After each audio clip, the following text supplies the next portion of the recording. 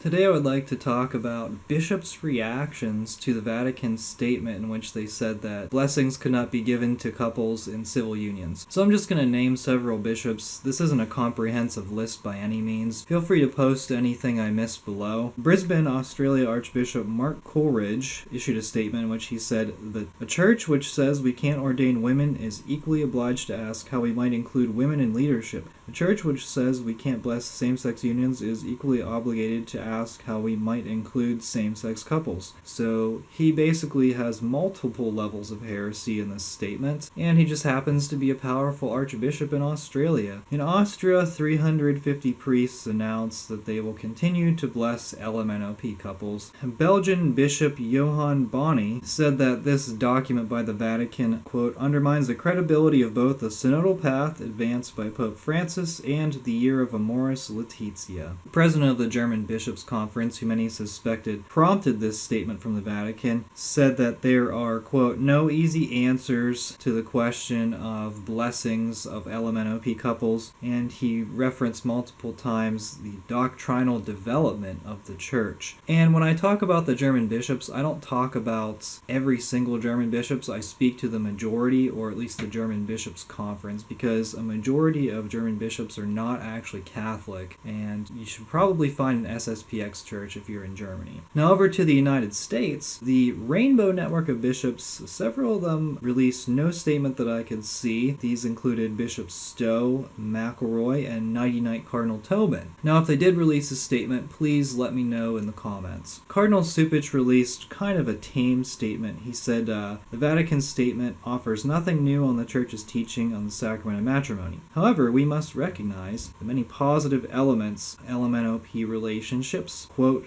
which are in themselves to be valued and appreciated. He also said we need to find creative and resilient ways to welcome LMNOP people. And so with his statement that was kind of toned down, this says to me that Cupich, along with Stowe, McElroy, and Nighty-Night Tobin, they're all looking forward to promotions from the Vatican, and even though this statement was issued that they disagree with, they chose to keep quiet, maybe so that they could get a promotion, because if they would lash out against the Vatican, it might hurt their chances at being promoted. Meanwhile, Archvirus Bishop John Wester of New Mexico, he had something to say about it. He said that, quote, human sexuality is a gift from God, and it's also something that's very complex and mysterious. Sounds kind of like grooming language to me. He also said morality is subjective, and only God and the individual involved really know if an act is a sin. So that's universalism. When asked if he agreed with the letter, Wester said, it's too complicated a point to respond to that, I'm afraid. The letter is multifaceted. Obviously, the Archvirus Bishop disagrees with the letter,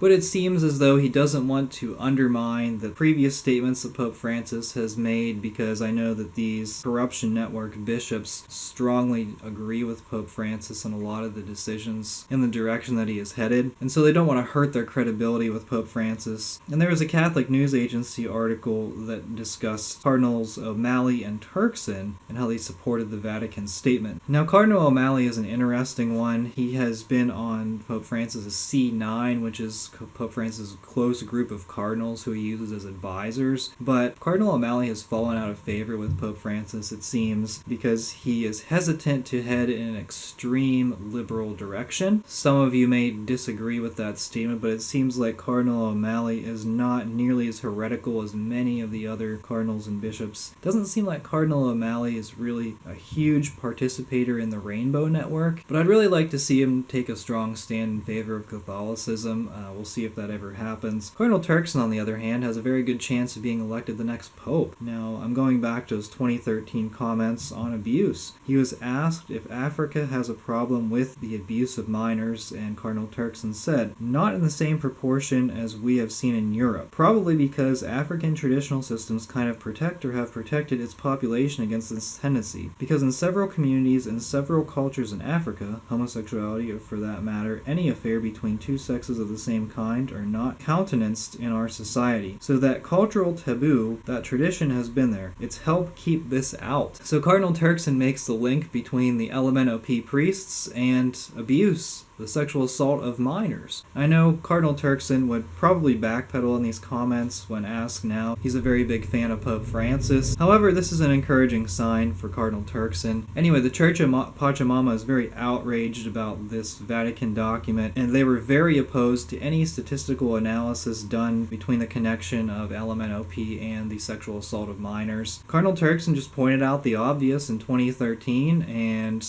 8 years later we're seeing the same things, and people are still disagreeing with it. But we're not going to let the Church of Pachamama intimidate us. We're not going to let them present us with fake statistics or deny reality, because we are the laity and we will not be silent.